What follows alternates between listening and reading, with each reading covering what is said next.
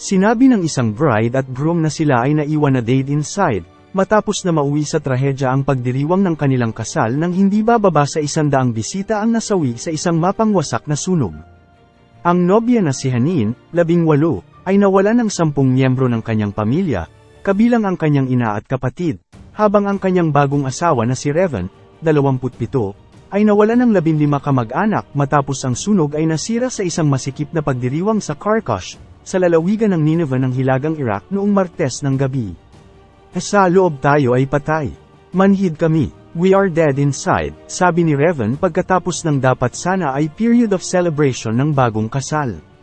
Idinagdag ni Revan na hindi makapagsalita, ang kanyang nobye kasunod ng sakuna na nag-iwan din sa kanyang ama sa kritikal na kondisyon.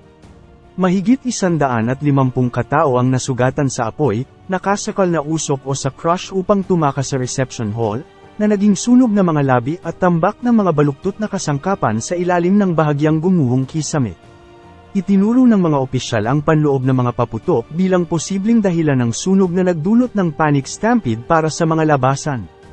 Ipinakita sa video ang mabagal na pagsasayaw ng mag-asawang napapaligiran ng mga paputok sa loob at ang kanilang mga 900 bisita ay nakaupo sa mga mesa. Sa itaas ng mga ito, lumilitaw ang apoy na nagmumula sa kisame habang ang mga labi ay bumagsak pababa at papunta sa mga bisitang tumatakbo para sa labasan. Una nang iminungkahi ng mga opisyal na ang panloob ng mga paputok ang sanhi ng impyerno, ngunit sinabi ni Revan sa Sky News na maaaring nagsimula ito sa kisame.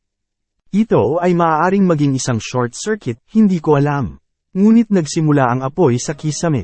Naramdaman namin ang init. Nang marinig ko ang kaluskos ay tumingin ako sa kisame, sinabi niya sa news outlet. Tapos ang kisame, na puro nylon, ay nagsimulang matuno. Ilang segundo lang. Naputulan daw ng kuryente bago ang sayaw nila tapos bumalik. Sa puntong ito sinabi ni Revan na nakita niya ang apoy na nagmumula sa kisame.